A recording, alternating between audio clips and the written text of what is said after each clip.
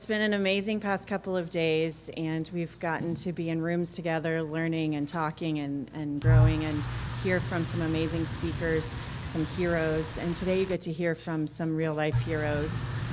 Direction Service is the parent umbrella corporation of CADRE, and we have 3 core programs, including CADRE.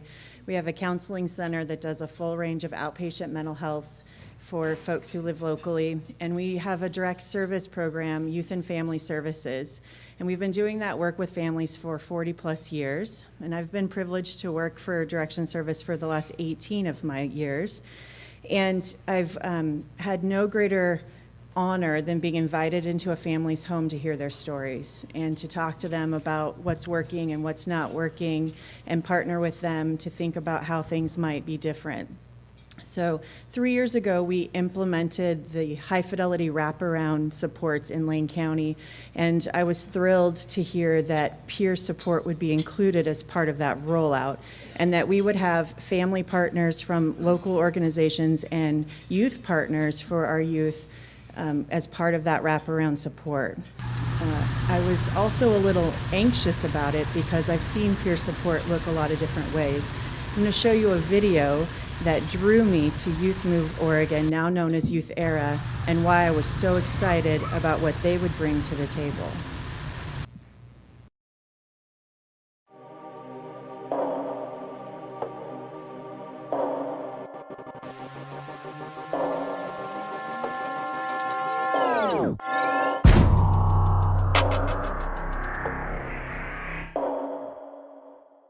How will ERA change you?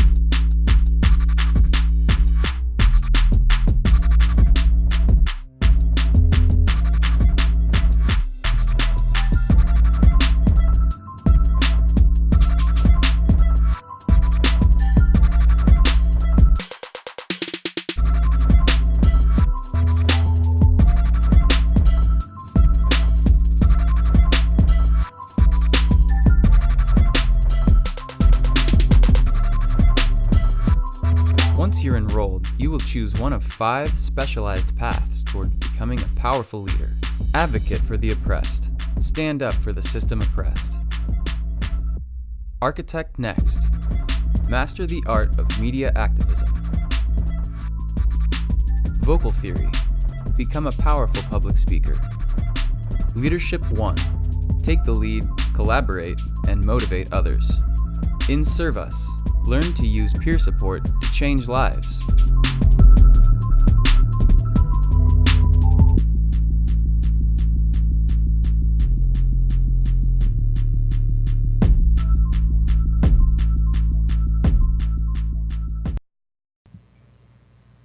So seeing how they partnered and trained and supported youth to be empowered, to find their voice and incorporate them into planning for them was really critical to me.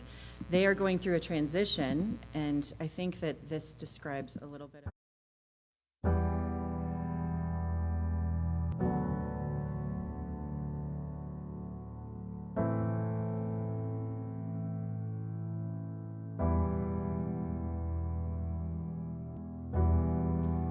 Everyone is born with greatness.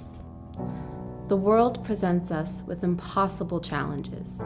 The nation's suicide rate is at its highest point since 1986. 1/3 of U.S. high school students don't graduate on time. Higher rates of incarceration, unemployment, and poverty. The worst grade school shooting in U.S. history, at least 27 dead.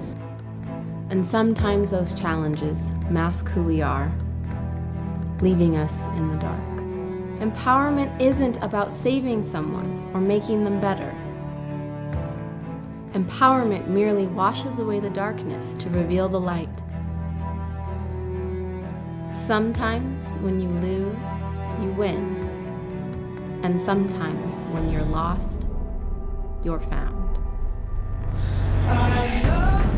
to change the world, but I don't know what to do. Since 2009, Youth Move Oregon has been defining innovation in the field of youth development.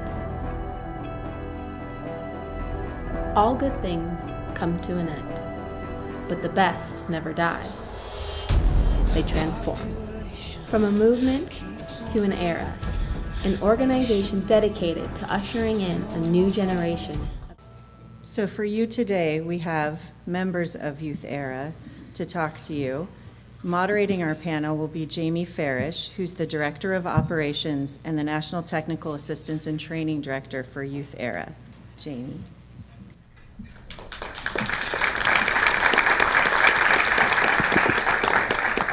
All right, good morning, all you early birds.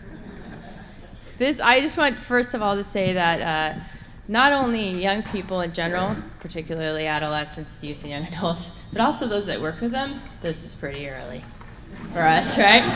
Especially my Clackamas crew that really had to get up super duper early. So, thank you so much, all of you, for getting up at the crack of dawn to be here. So I want to talk a little bit about sort of youth experiences, and I believe that you're going to learn some things from these young people today. And but I also like to get kind of a feel for the room and who's here, so they have kind of an idea of who's here. So I'm going to ask you to be a little bit physical. So I want you, if you are parents or caregivers, will you stand up?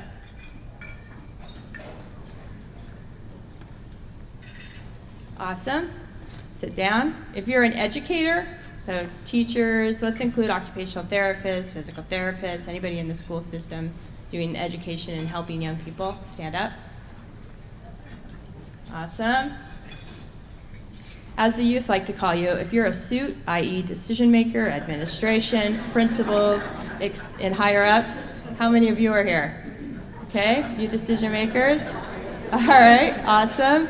How about providers from other systems that are complementary, working in the schools, around the schools, and that sort of thing? Mental health, addictions, etc., developmental disabilities. All right, cool.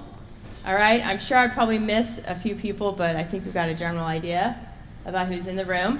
I assured them that that this is a room that deeply cares about young people. That's why you do what you do. It certainly, as we all know, isn't for the glamour and the wages and being famous in your parts. We certainly, it's about other things for us. So my name is Jamie Farish. I work with Youth Move Oregon, which is now Youth Era. I've been around since they started. Actually was involved and found Martin Rafferty, who you're going to hear from a little later today. I had the privilege of meeting him and being able to do this and then saying, I think if you build it, they will come, like the Field of Dreams, right? And so that finding Martin Rafferty really launched the Youth Move Oregon, the youth movement in Oregon, and what we call peer services. Our organization is all about empowerment and engaging young people, and it is as simple as that. If you were to put us in a field, you would say we're primarily maybe the mental health and addictions field, but the truth is engagement and empowerment is everywhere. Positive youth development is all of us working together to include young people, to give them opportunities to have a voice, to give them the structure and the skills around leadership development, to provide opportunities for them to have a voice, provide opportunities for them to develop assets. I don't know, a lot of you educators are probably familiar with the 40 developmental assets out of the Search Institute. That's the underpinning of all of our programs, actually. So our job is barrier busting to give them the opportunity to build those assets so that they're more successful in the long run. So each one of these young people that we have here today are bringing their unique lived experience, as we call that in the mental health field, to you. And part of that lived experience is what school was like for them, talking about their experiences, whether it's an IEP, most of them don't remember an IFSP, but maybe a 504, ESL, some of those kinds of programs. So some of them may have been caught by some of these programs and receive some of the help that they need. Some of them were, but maybe didn't hit the mark with the help that they need. Some of them maybe were caught early and then somehow got lost in the system later. And so as they speak, these are their own unique experiences and lives, and they're here to share with you so that hopefully you can take this, go back, and I hope be refueled to keep continuing on to make things better, to ensure that youth voice is at all of the treatment planning levels, that they truly have a voice and they're not just decoration there at the table, that people are asking them, what do you feel, what do you think, do you agree with this, what decisions would you like to make for your life, instead of just telling them what decisions they need to make for their life or what they should be doing, and just sort of transform what that looks like. Many adult allies are doing their best to have meaningful youth engagement and meaningful youth voice, and you're doing the best that you know, but sometimes we miss the mark, right? There are cultural pieces around youth and generations today that we may or may not be familiar with, that we may or might not use. Most of you probably text, probably not as fast as some of these young people can, right? So, I remember when I was in school, we had a tour in our elementary school, and it was a huge deal. The entire school took turns, and we were brought in single file, all the classes, so that we could walk by the very first Mac computer that was donated. And now, right? And there was only one, but it was the superstar of the school, let me tell you. It was everything. And I remember just marveling at whatever that box was. I didn't even understand, like, okay, wow.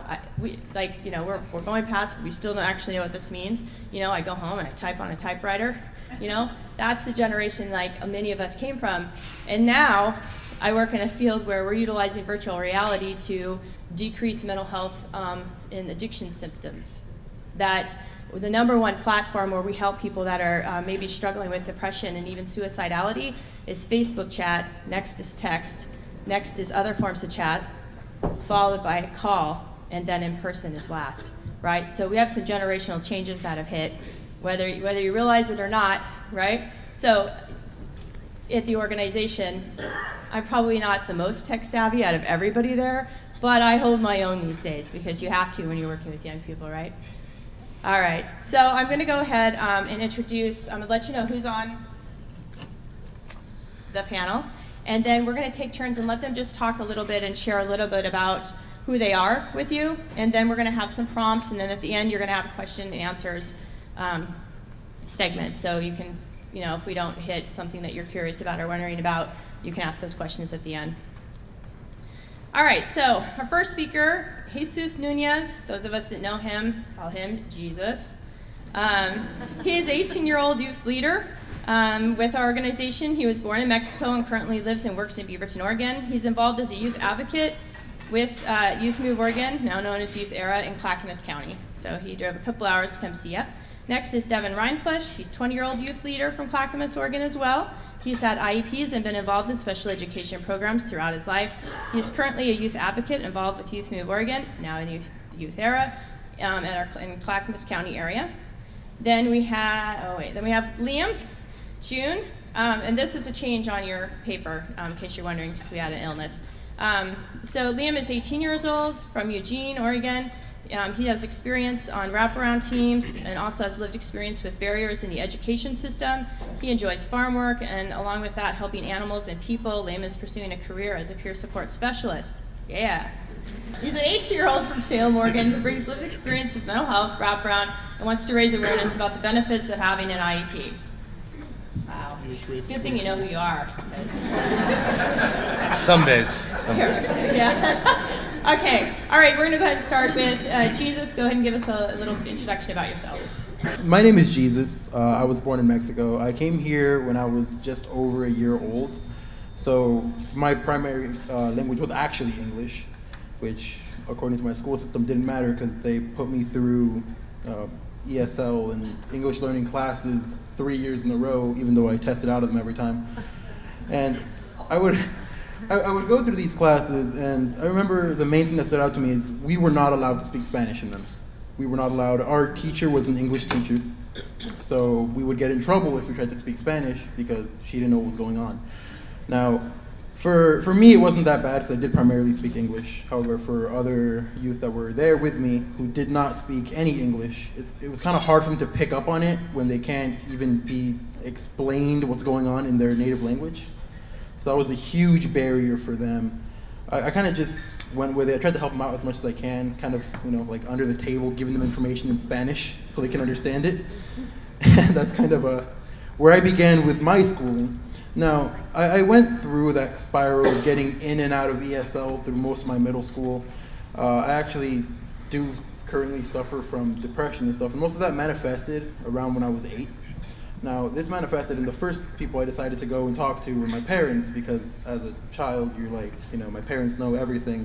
Let me talk to my parents, they'll help me. And they kind of pushed me away, so I decided not to talk to anyone about it. It wasn't actually till high school that I decided I should, reach out to other people to see if maybe I can get the help I desperately needed. And nothing seemed to really work for me. The school counselors were more of like, you should do this, you should do that, you have to go and do this, you have to go and do that. No one was really listening to what I was actually going through, because no one knows you better than you know yourself. You can tell someone what situations you're going through, but no one understands the exact depth to what you're feeling better than you do. So when I was getting told that I had to do this and I had to do that, I didn't process the information because I felt like I was being demanded to do something. So for me, I kind of just went on and did whatever I wanted and fell into more self-destructive tendencies instead of bettering it all. And it wasn't actually towards the end of my high school, my run through high school, that I actually met up and learned about Youth Move Oregon and got involved in it, and that actually helped me better myself and get out of the situation that I was in. Now, I'd say as for background knowledge on my lived experience, that's pretty much it. Yep, here's Devin.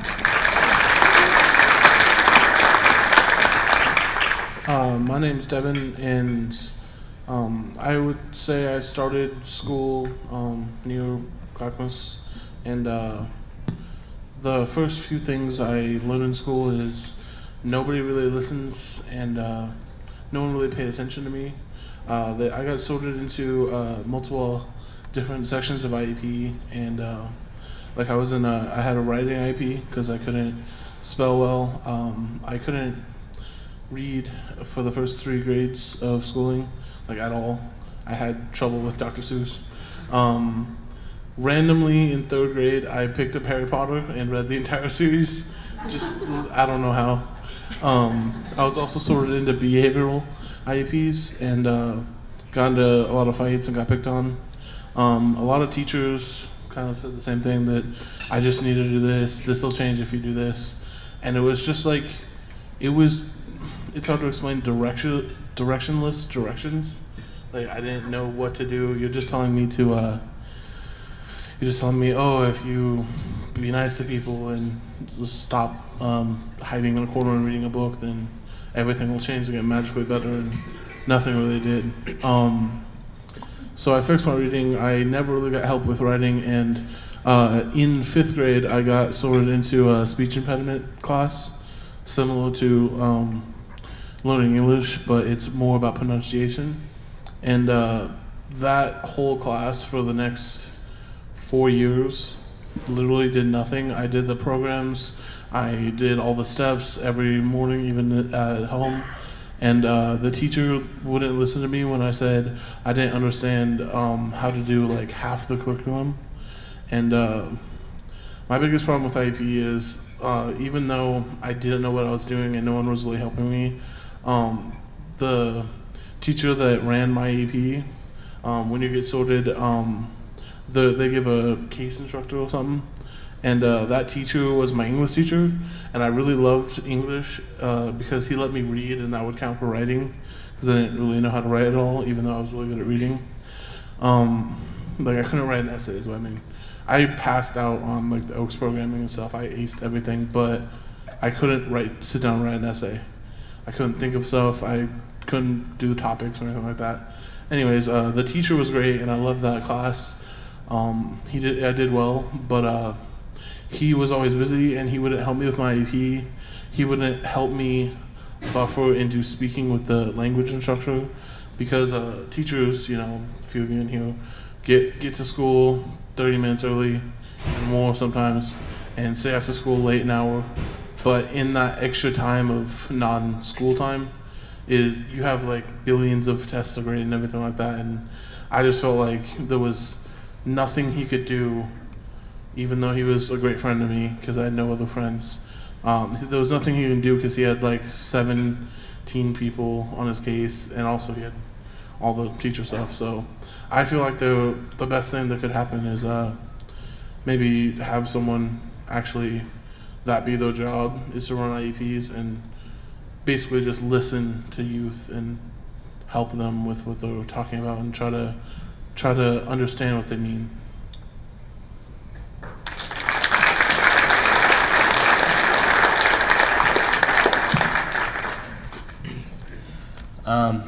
I'll be honest with you, I'm just getting over being sick, so I apologize for if I start coughing or something. I haven't been in public school since first grade because I was expelled for aggressive behaviors. And from there I got adopted into a family that wanted to support me as best as they could. So they had me homeschooled from first grade through high school. And I guess I probably should give you a little backstory before I tell you what led up to me getting expelled. From the age, so with my birth family, I went through about all forms of abuse. I was neglected and physically abused. So I had random emotions that I just did not understand. And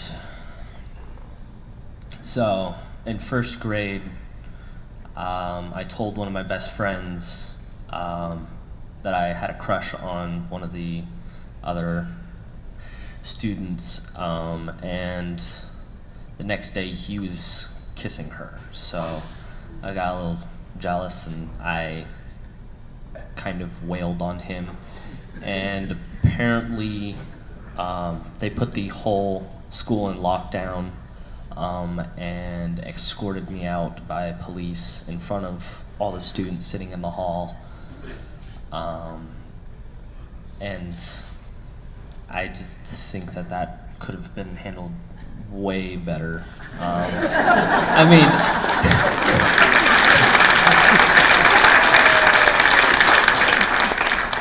because in all honesty, what can a first grader do to a school?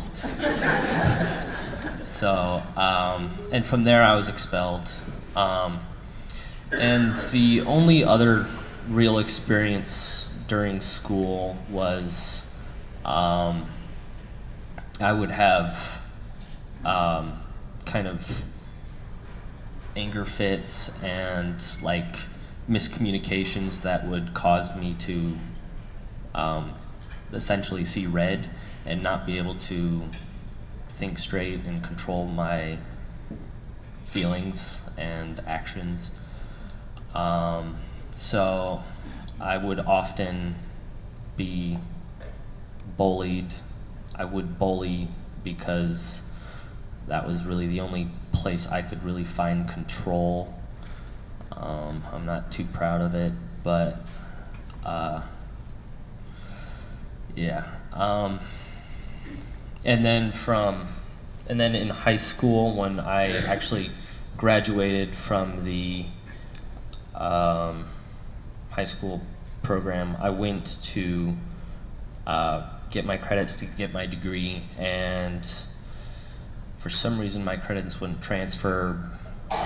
There was not even a test that I could test out, so I literally just had to get my GED, which unfortunately nowadays is kind of frowned upon compared to a high school diploma.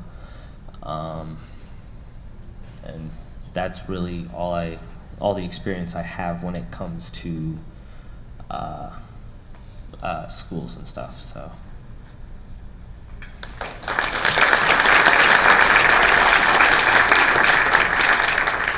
What's your name again? Liam. No, not you, Liam. I Fred. mean the other one, you know? Andrew? No, Fred. Okay. Oh, yeah. It's your turn. I'm Fred. I have been in foster care since I was 2. So I've been jumping around. I think it's like 72 different placements altogether.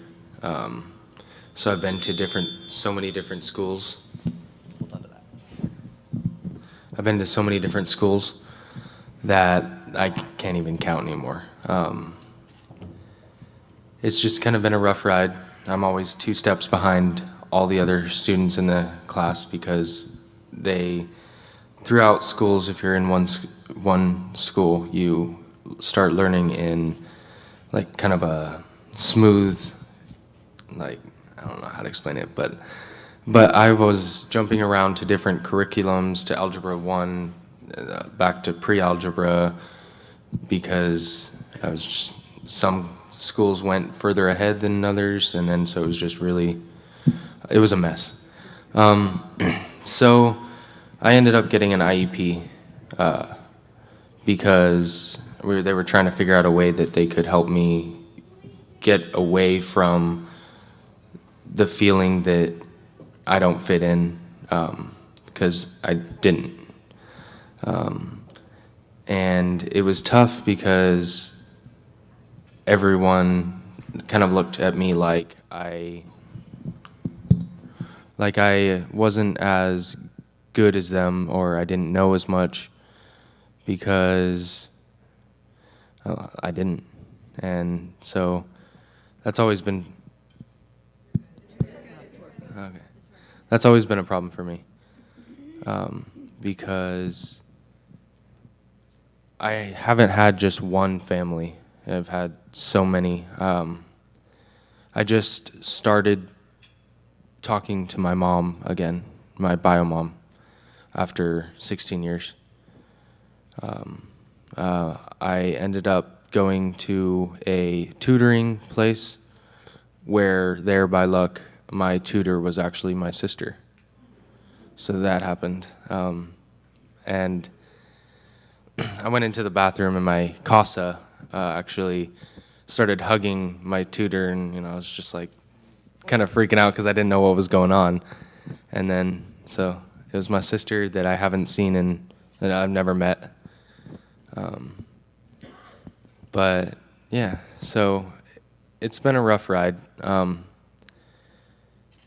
I have been working on it, though. That's the main thing. I've been getting past it. I got my GED. I was only in the school that did the GEDs for 2 weeks and 4 days because, I know I'm smart. People tell me I'm smart. People tell me I don't need an IEP. But I felt like if I want to get through school, then I need as much help as I can get. And so the reason I was there is because I didn't have my ID, and you're supposed to have an ID before you can actually get your GED. So it took 2 weeks, and then the next 4 days were the 4 tests that we did. And I passed them all in the first try, first day. So that's always been good.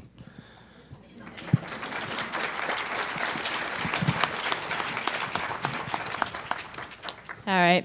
I think, we're going to go ahead and ask some kind of questions and let them respond. But I think as you listen to some of their stories, you can see the effects of trauma from early childhood. And so if you've studied anything about adverse childhood, ACEs studies around being trauma-informed and understanding some of those things around the students that come into our schools, et cetera, and how sometimes, despite us working as hard as we can, sometimes we sort of miss the mark with, high classroom numbers and all of those sorts of things that a lot of young people like at this table, maybe have some negative experiences in their journey, but there's also some positive ones as well. And every one of these young people can talk about people that have made a difference in their life, things that made it possible for a real change for them, people that empower them and engage them. So the first question I'm going to ask you about is, how have you felt empowered by adults?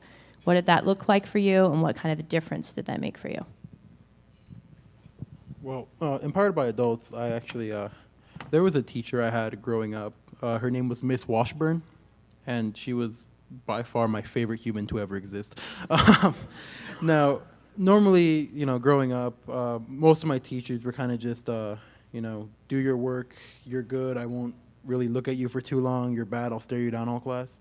But Miss Washburn would take like extra time out of her day to individually help every single student she had.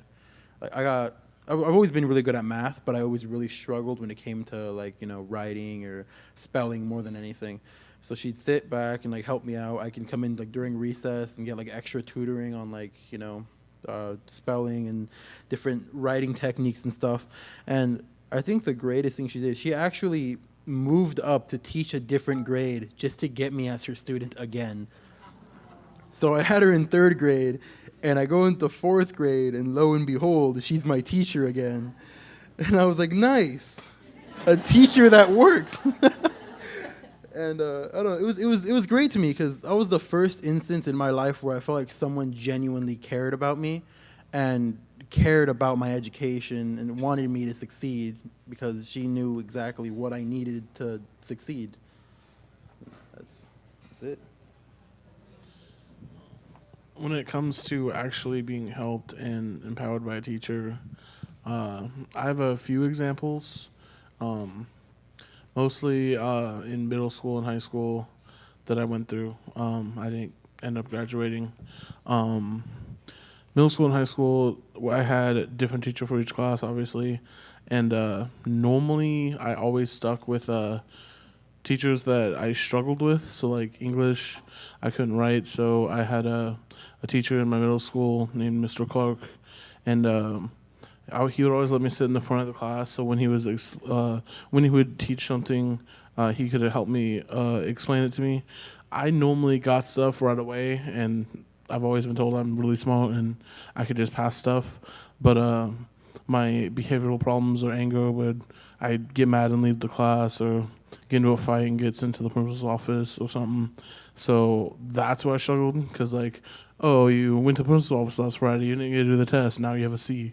Like stuff like that. So I would always have to go back and redo the test. So by the time I got to high school, I got so fed up with it that I would skip class constantly. I had truancy warnings in every single grade I went to, but I'd always go back like twice a month on the second Friday whenever they're not doing tests. I'd go back on the Friday to each class and take like 5 tests, ace the crap out of them, and then leave. So I always had trouble with being explained something. The only other example I'd like to say is in middle school, the woodshop teacher class, which isn't really something you'd think of. You need to learn. I would always do something. I'd know what to do. I could build almost anything that they'd have a spreadsheet and like do this and this, and the end result is this. I could do it, but every single step, I'd go to the teacher and be like, "Am I doing this right? I don't want to mess up." And so I don't know what I can attribute that to, but I have the same problem in no matter what terms of life I go to. I always doubt myself, even with the questions. So like in normal, when I'm sitting in algebra, I'll finish everything, and then I'll go back and be like, wait, is question 16 right? Because I don't want to do the wrong steps for every single division problem or whatever. So I always doubt myself, and most the 2 teachers that actually did help me would sit there and explain what to do, and then I could do all those problems with those same steps, or they'd actually sit down and reassure me and explain it to me. So basically just when you spend time with the student and pay attention to them, same.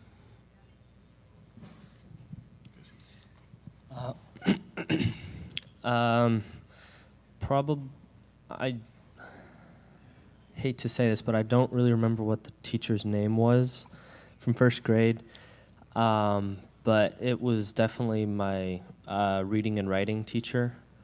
When I was younger, they would use repetitive writing as a consequence. So from pretty much the age of 2 to 5, I learned to hate reading and writing. So I always struggled with that.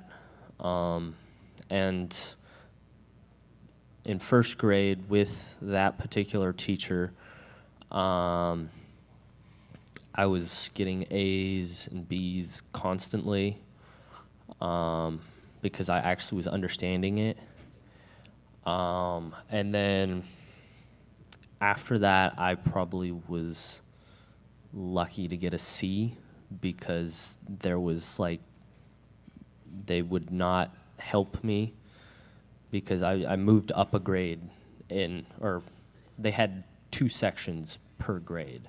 I moved to the second part of reading and writing, and I practically failed out of that because the teacher did not take the time to explain my work and did not have that support system that my first reading and writing teacher had.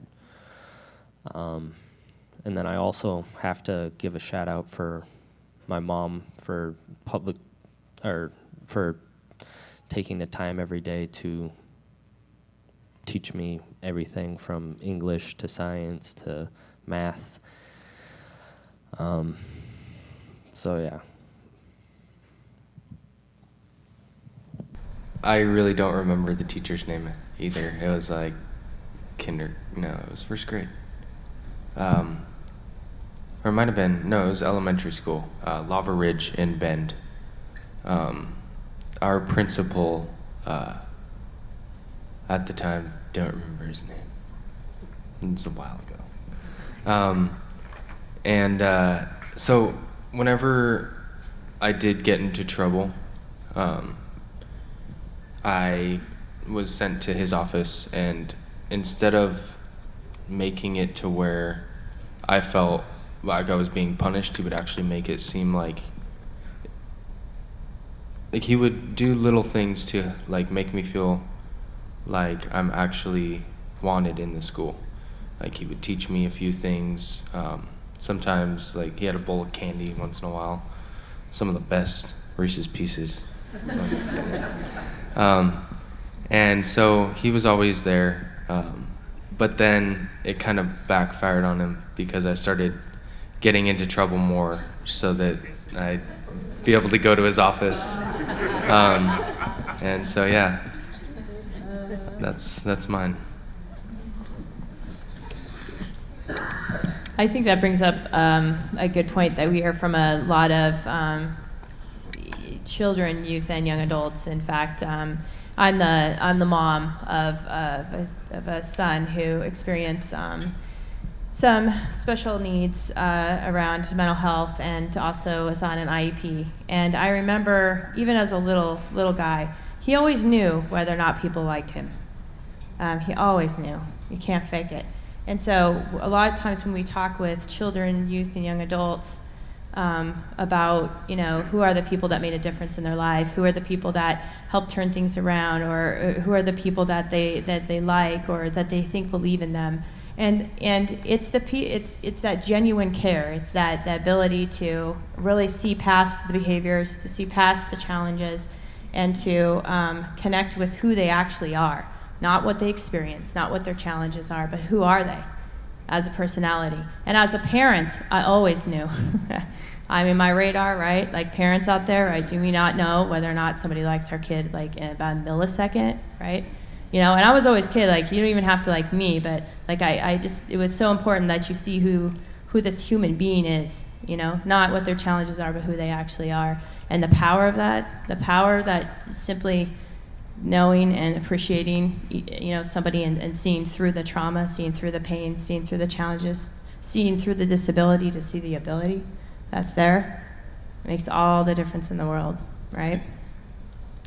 All right, next prompt. How are we doing for time, Amy? Okay. Okay, so one of the things I want you to talk about is, and this is specific to teams, and so you can relate this like either if you were sitting in an IEP meeting, could also be a treatment team meeting with mental health, like wraparound meetings, so depending on whatever your experience is, anytime when you're in a meeting and they're talking about you and what's going on with you, I'm curious to hear what works where you felt included and like you felt like that process like you had a part to play in that process. And so what worked and what didn't work. Okay, so both the positive and the constructive criticism. Got it? So for me, when it comes to things that I went through in school, I would say none of it really worked out that well. Most things that involved my parents, both my parents, they're lovely, but they don't speak any English, especially not when I was younger. So mom would sit there, and she had a really selective hearing, so for some reason she only understood the negative and never none of the positive. So they'd be sitting there telling her like, oh yeah, your kid, he's amazing, he's a really smart child. He gets in fights occasionally, but he's really smart. And I'd go home and I'd just be like, I just hear, why are you getting in fights? I'm like, wait, you understood that? Okay. So I never really got much help on that front. Same thing could be said for like different mental health systems involved around school, like school counselors and stuff. It never really seemed like they were looking at me as a person, really. It's kind of like they were using all knowledge they've gathered from different people, kind of throwing it at me until something works. So none of that really stuck. The only thing that actually did seem like more stomachable, if that's not a word, but the thing that did really actually help me was, like I said, peer support. Now, it's different. It feels more inclusive, It doesn't feel like someone's telling you what to do, like, it's not just go to therapy, drink these pills, do this work, write this out. No, it's like, I help you identify your strengths, your weaknesses, and work with you to do something that you are interested in doing, something that you believe would help you. Because again, no one knows you better than you know yourself. So that's for me. I don't think I should be talking right now because I technically have never had any meeting ever for my IEP. Whenever they were supposed to do the meetings, it was supposed to be, I think, the principal, my counselor, my IEP case manager, me, and a parent or guardian.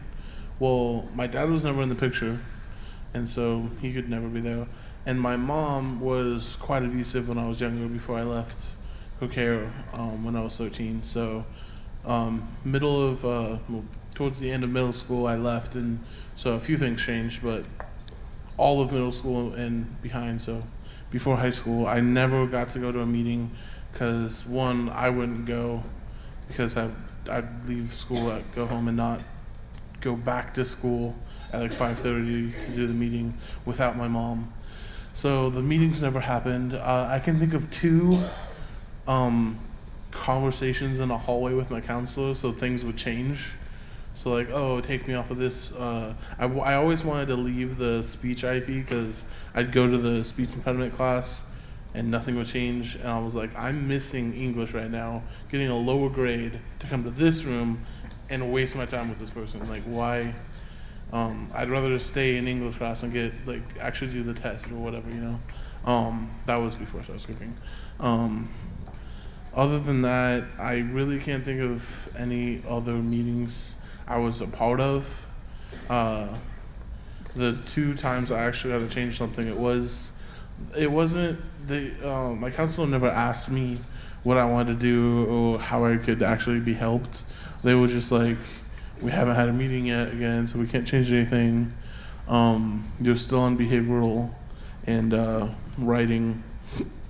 I finally got off of speech, and then at one point, the second time, my counselor met with me after I got a change of my transcripts, and she brought up the IEP I had, and she wanted to ask me if I wanted to change it to I think it might have been a 504, which is a bit different, or it might have been a structured IEP to where I wouldn't get an actual high school diploma. It was like a changed high school diploma, so I didn't understand it. I chose not to. I wanted to graduate and get a normal diploma just like everyone else, instead of taking restrictions off and like making it easier to graduate with my AP. Other than that, I can't really say much. I never got to do meetings or anything. I never had an IUP per se, but I've mostly had experience with care team meetings and that kind of thing. The main thing that didn't really work for me was I was going through a certain program, and the person that was representing pretty much me, he would pretty much take over the entire meeting and not really let me speak at all. He felt like he understood me when if I don't understand myself, there's no way you could even try to understand me. So that was the main thing that never really worked for me in a care team meeting was him not letting me speak. And then I guess kind of, and then they also tend to, at least like my therapist and psychiatrist and stuff, before I got my current therapist and psychiatrist, they would always throw cookie cutter answers. They were like, you're a teenager, these are your issues, here are the pills, here's this, here's that, and never really worked for me.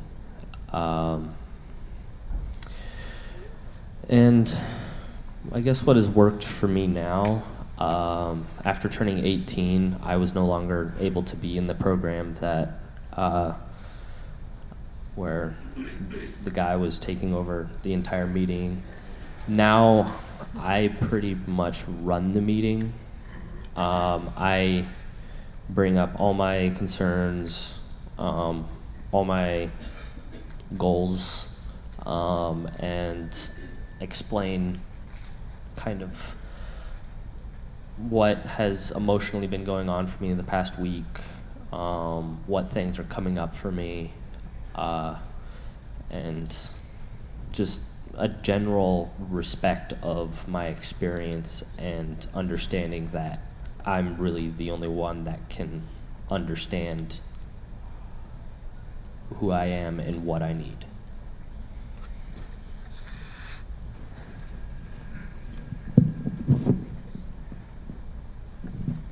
For me, it's always been, up until I turned 18, it's been the same way as we were in a bunch of the same programs, sometimes at the same time.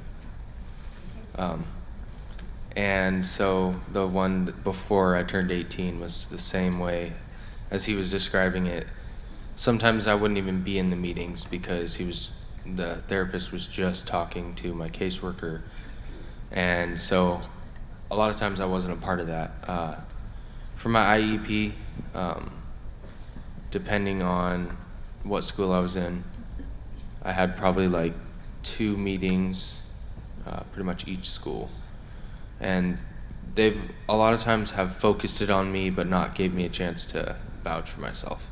Or my counselor used to say, like, I know what's best for him, this is blah, blah, blah. And I couldn't speak because, when you're younger, you're like, all right, well, this guy's taking initiative, so why not, listen to him, see, maybe it'll help.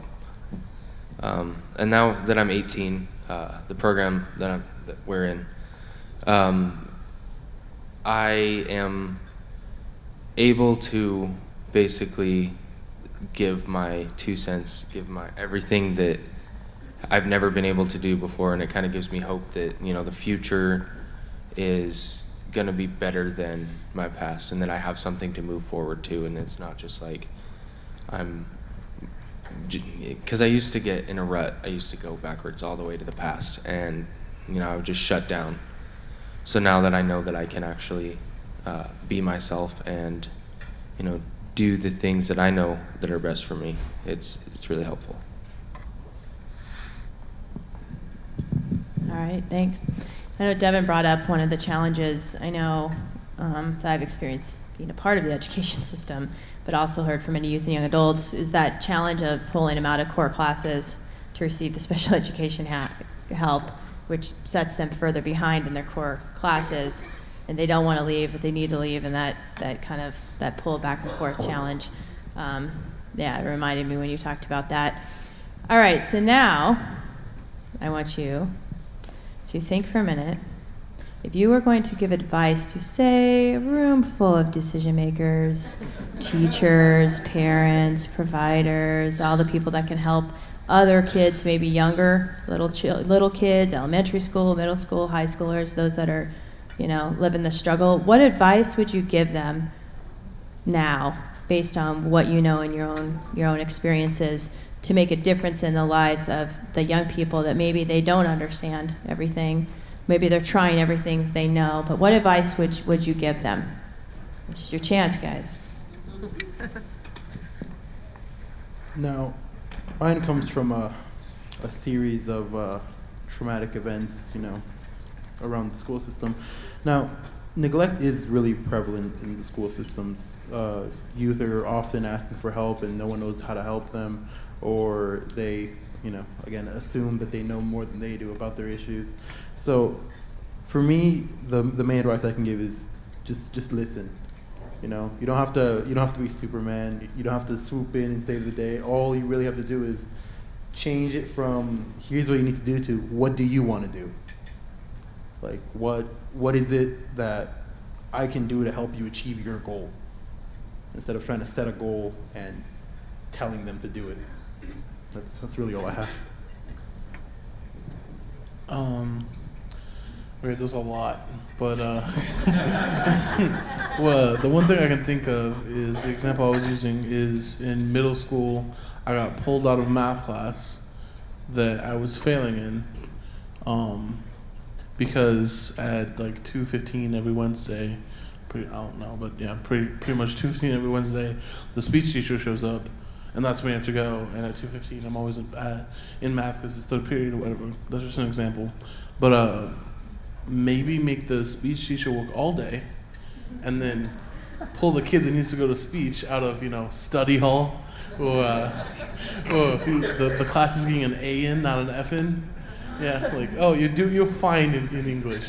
Let's go now. Oh, you're failing in math? Well, it's 2:15. So maybe I was just thinking, the one thing I could think of is have an actual person run IEP instead of delegating it off to teachers that already show up an hour early and leave an hour late every day, and don't get paid enough for the work they do. So maybe have someone to actually run the IEP, and run the IEP based on the student, not based on when you can hire someone at 2:15 every Wednesday, and when people are available or whatever. You need to listen to the student, and also make what you do and your work and how you're going to help them based on them instead of based on yourselves or the school system or the principal or whatever. Not just you guys, but like the person.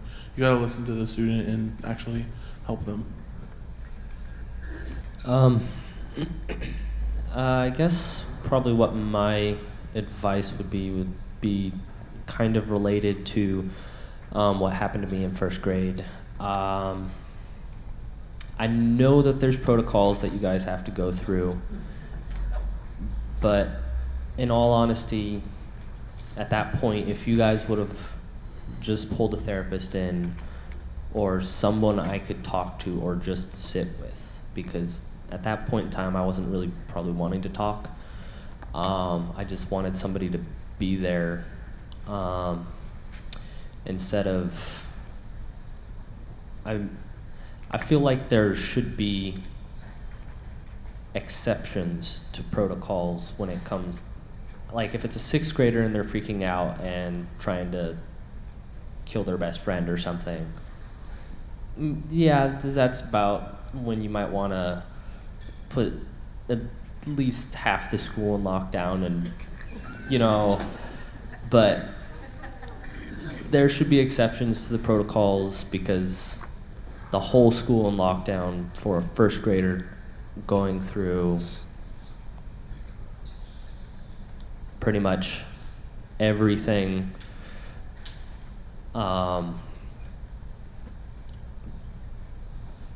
emotionally, and because that was really, it was weird because it was my first real attachment to somebody that I cared about a lot, and also it was a friend that I trusted, which going through neglect and stuff, trust was not easy for me to give. So I just think that there's other ways than just going by the book, and yeah, I'm not really sure but what the answer is, but there is definitely something better that can be done in that circumstance, and if there was just somebody that could be there to understand or talk to, really.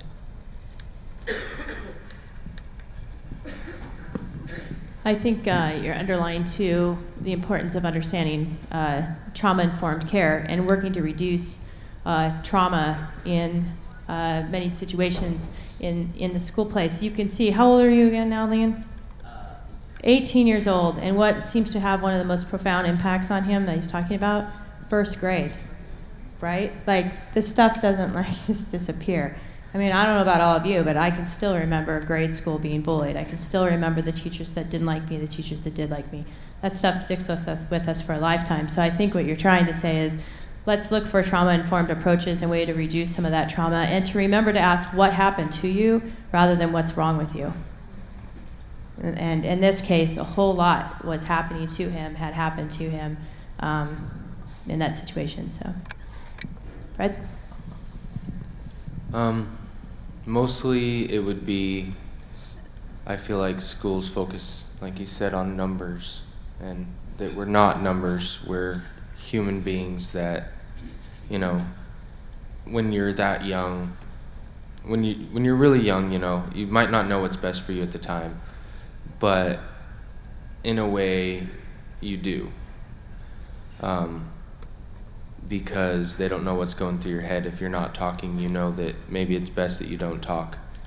I was really quiet when I was younger. Now people can't get me to stop talking.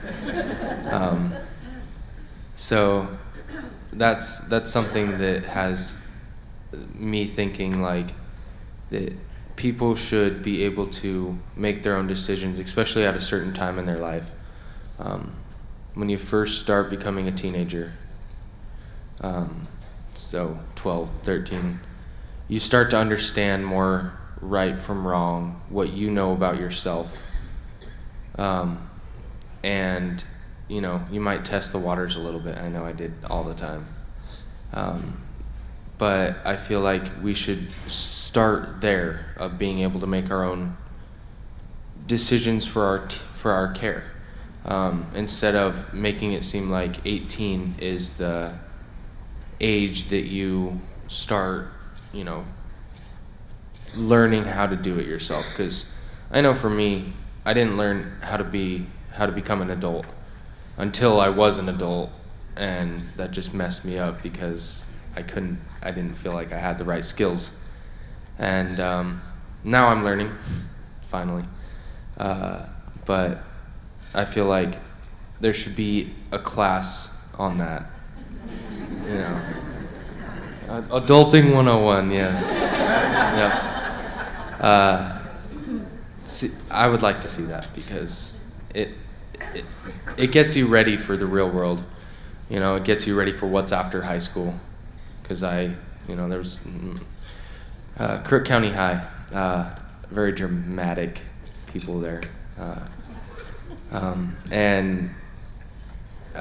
So that all I had to do was keep thinking, you know, the people that are bullying you, you know, once they get out of high school, It's not going to be as dramatic. It's not going to be, your life goes on. So that's all you got to keep in your head is tell your kids, tell your students that after high school, not everything, but a lot of things will be better. So. All right, great. All right, so now we've come time. I'm going to open it up to some questions and answers. I don't know if you have if you want them to just project their voices or if you have a mic that's going around. Project your voices, which. So I wondered if some of you had IEPs and some of you, sounds like, had case plans, maybe through child welfare, foster care or something.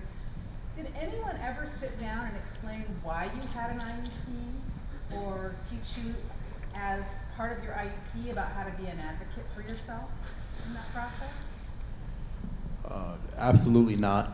I remember at one point I was in the office with my mom, and the principal was talking to her, which again, she didn't understand anything he was saying. And I just remember them like, oh yeah, no, he needs special help learning this stuff, so we're gonna get him enrolled in class to get him special help. And I was like, cool, I can actually learn things now. And nothing ever happened. That's about my only experience with it. I have no idea. I know my mom was not involved, and so nobody talked to me about it.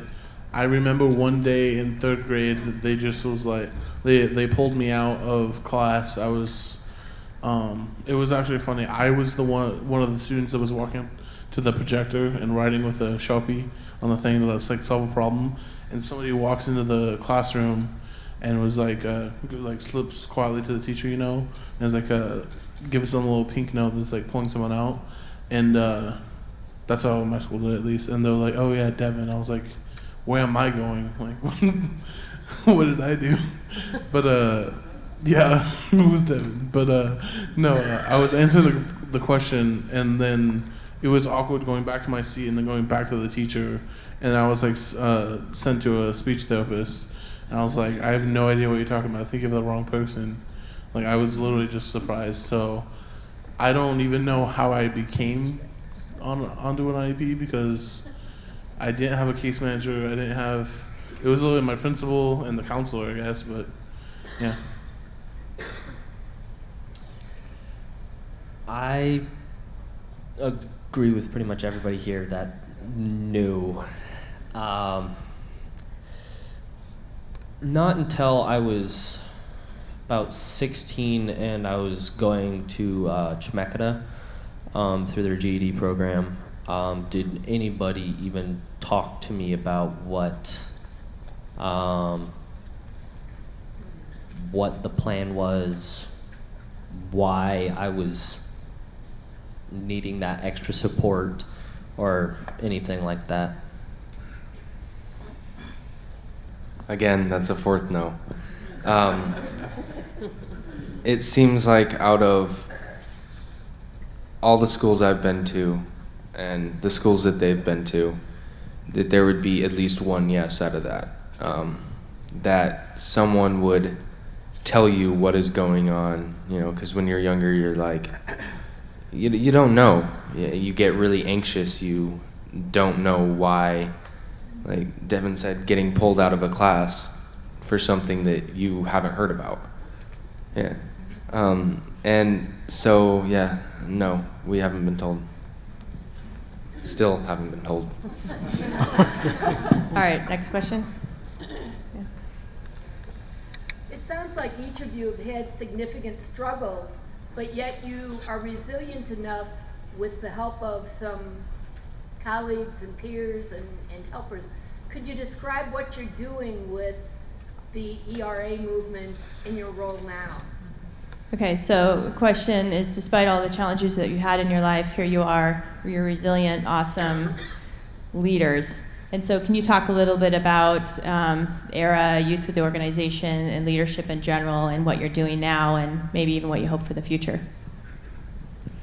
Well, for me, I have struggled my entire life with really bad depression and anxiety. I'm not going to get into depth how bad it's gotten, but it was really bad.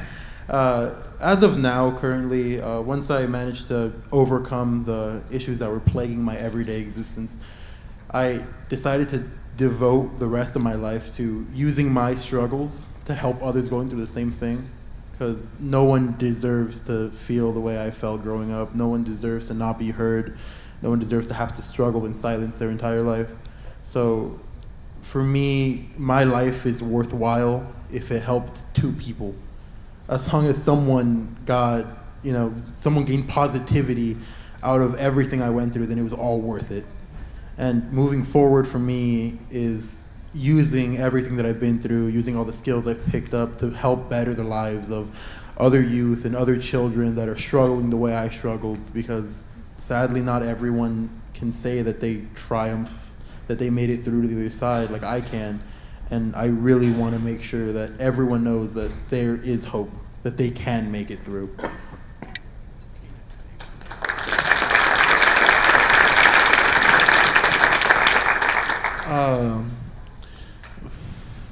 It's a funny story how it came to Youth Move. When I was in 9th grade, I think, I was I had a PO running my case, and he said that I had no friends, and that, like, I've never had a friend until freshman year, and even then no friends. But I was kind of a loner. I always read books and in the library and stuff, and my PO told me to go to Youth Move, which is like 2 blocks away from the high school I went to, down in Clackamas. It was called the Clackamas Drop at that point, or Youth Move, or many people didn't know about Youth Era nowadays. Well, just the center of the drop. But now it's called Youth Era, different rebranding. I went there and I didn't want to go, but as soon as I was introduced, I met a really, really nice staff there, and I really got along with them. So I did end up going. I'd skip 4th period to get there on time. I'd go after school almost every day and stuff like that. I met friends there. Later on, I changed high schools to like 4 miles away from that, and I'd leave school early to go to Youth Move after school from like 3 to 6. And I brought Jesus with me. Literally, I went to a new school and I didn't know anyone, and I started being a loner again, even though I had broken out of my shell and I was happier and I could talk in front of a group of people. I don't know. I used to be really silent and I just put up a wall. But I began in front of Jesus, and I asked him to go with me, and since then I've been trying to target my life into becoming someone that can actually help random youth that I don't know, that I can actually talk to them and maybe I don't know, I just want to help people that have gone through the same thing as me, kind of like Jesus. But I'm kind of undecided with what I actually want to do. For the longest time now, I've actually wanted to work at a drop-in center that people go to, but I think I'm more tiered to actually bring people in, because I don't think if you're a depressed kid that you get picked on a lot, or if you have no friends, you're just going to walk into a door that's on Main Street. Like, no, it's not happening. So I don't know what it is, but I want to like maybe go from school to school, around middle schools, and find the kids that don't talk to kids, and find the kids that get picked on, and befriend them and help them with their lives.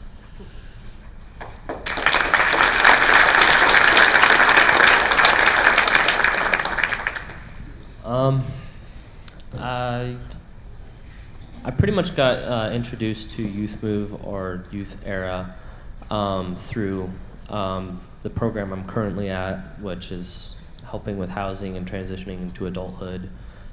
And then they supported us with getting in touch with Youth Move, and that's where we met Lara here. And she's always been supportive, and she's been through the same kind of stuff that I've been through, and they've kind of helped me kind of communicate my needs and communicate my wants. Because as a kid, I was punished for wanting things or even needing things. And so I kind of grew up in the shell of I'm on the sidelines and I get what I get. So Youth Move has supported me with breaking out of that cycle. And it also has kind of helped me realize that the main way I can make a difference and help the people that are going through or have gone through the same things as me is by supporting them and just being there to talk to or just sit with.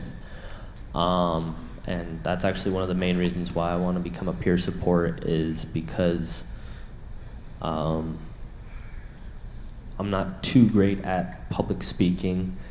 And so I think more of what I can do is be there to sit with and kind of be a physical example that there is possible for change, and that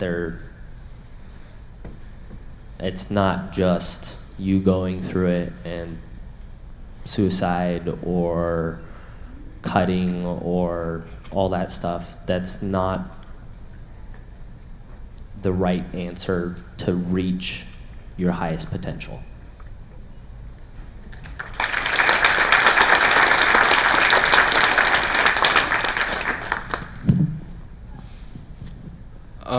Recently, for Youth Move Oregon, I went to a behavioral health workshop talking about how we can better improve the behavioral health system in Marion County.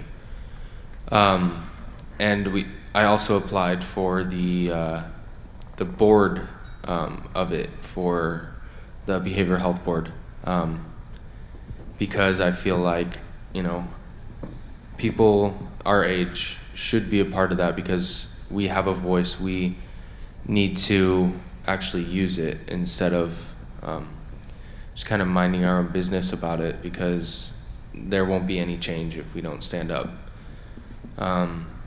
And I also volunteered at the Rock, not here, but in Grants Pass. It's a food pantry for homeless people, for teens that don't have enough money to buy them one of the basic needs of food, water, and I had a lot of them ask me, "Don't you have a life?" And I always told them, helping people is my life. That's what I strive for. That's what I feel that I can do.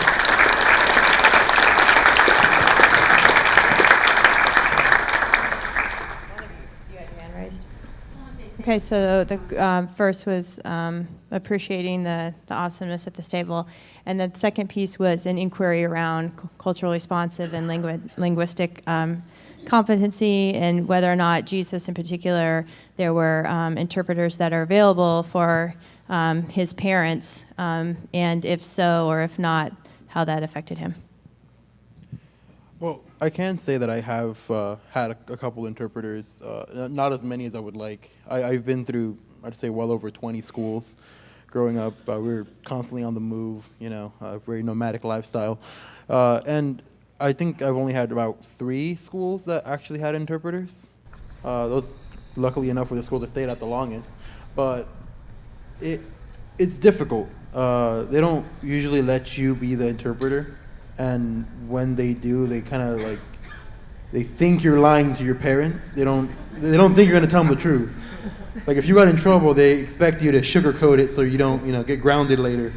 So they usually don't let you do it. The teacher, the principal in that matter, will talk to your mom directly. And in my case, mom will just be like, "See? Yeah?" and not understand anything that's going on. So it never really got across. Like, when it was something that I actually needed, they're telling me, "Oh, he needs this," he needs to get new textbooks, he needs this. that would never get relayed. So when I said I needed it, my mom assumed it's something I wanted, not that I needed, so I never got it. And that was the main struggle, really, growing up, not really, with the school not really being able to communicate with my parents. Okay, one more question. You got it. So I work at a city college, but I'm in a role where I'm available to help students who just want to have someone to sit with them and hear them and be with them. But like you were saying, I don't know how to get them to come to me. Any ideas? So the question was, so this person works at State College, right? Yeah, State College. State College, and their role is to help young people, like some of you on this panel, but has difficulty around the engagement thing, like getting them from where they are struggling to her so she can help them. So what advice would you give her around engagement of college age, your age, and getting them connected to the right adult allies that are there to help? Now, the first thing, it should never be something that seems forced. It's never like you guys have to come here. It should be something that's open and inviting, and someone's bound to show up. Really, the main thing is the impression you leave on the first couple people that show up there is really what's going to be like. What's going to make you get a lot more people to show up. If 4 out of the 5 are just in love with everything that happened there, it's amazing. One of their friends is going to be struggling. They'll be like, dude, well, this helped me, come over here. And they're going to go there, then they're going to bring in more people. All that really matters, especially when something that's new.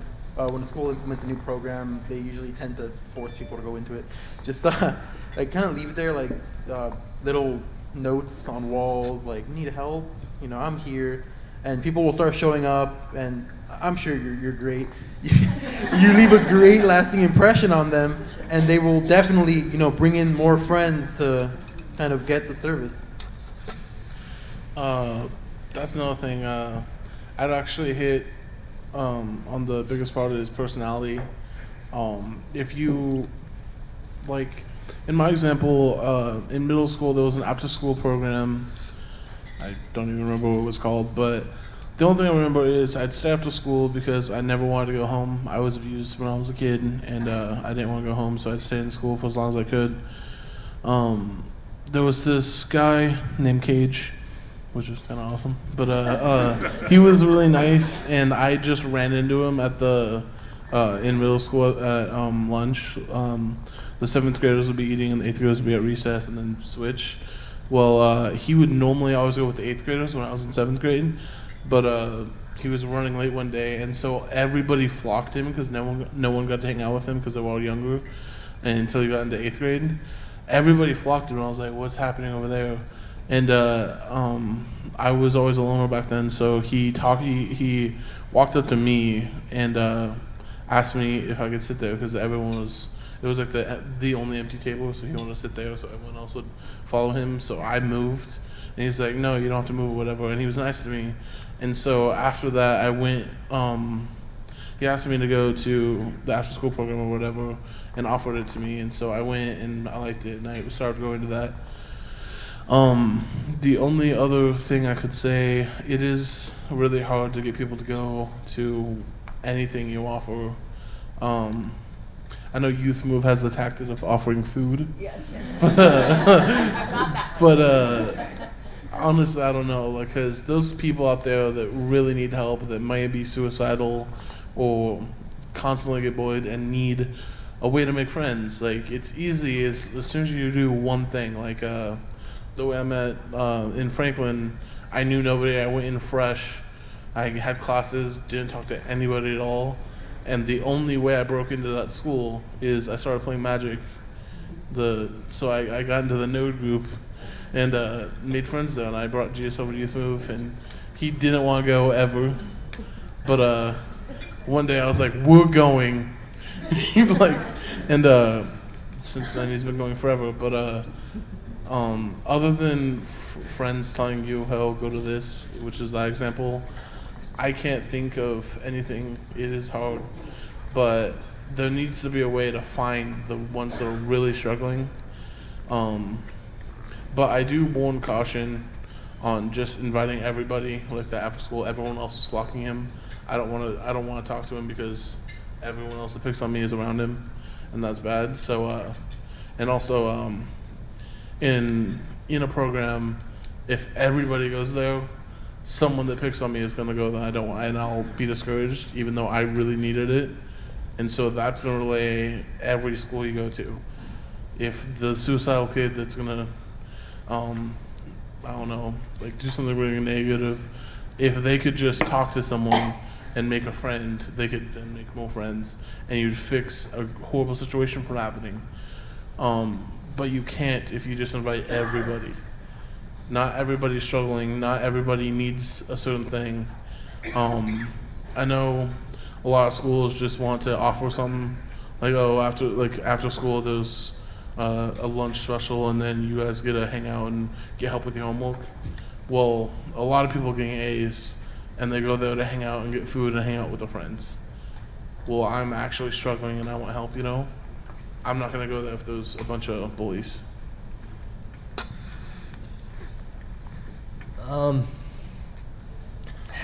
I guess the main thing that has really worked for me is during my time at Chemeketa, they would have kind of like program managers kind of go to all like the groups, and would kind of introduce the program and casually give them the information, because if they really need help, they'll search it out. But as he said, was you'll also want to be careful, because there might be people just there for the food and don't actually need help, and will kind of, I guess, victimize the people that are needing support, because they just, they're young teenagers and don't understand what we've gone through, and so they think it's kind of just a joke. They think PTSD is just for people that have gone through war, so it's kind of a lame thing that somebody made up that I don't even know, just to make fun of people. And I mean, I understand servicemen have gone through PTSD, and women, do go through PTSD, and some of that can be worse than what we've gone through. But in a different sense, some of the experiences that I've gone through are, I've even had military people say that they can't even fathom what I went through. So yeah, it's kind of it's a really tough balance, but if you to kind of just get your name out there and what you do, they will come to you and find that support that they need. But yeah, there is a delicate balance, for sure.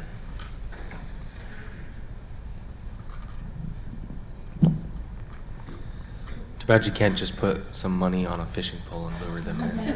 I'll try. So close. Yeah.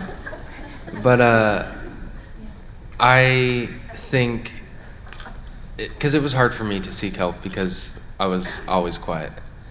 And so I ended up, the person that was doing it, trying to make support groups and actually having it to where you can be one-on-one with them, or having a big group, would start out with some sort of activity, a fun activity, letting them know, this isn't all gonna, it's not gonna be all hard for you. Because if you don't want to talk about it, just come get the feel, and know who I am as a person. And I think that would, draw more people in, and like Jesus was saying, the fact that like the groups, the different people, if you leave those first impressions, that's the biggest thing in anything in life is first impressions. And so just leave a good first impression on the few people that, you know, start to do it, and then everything will fall into place.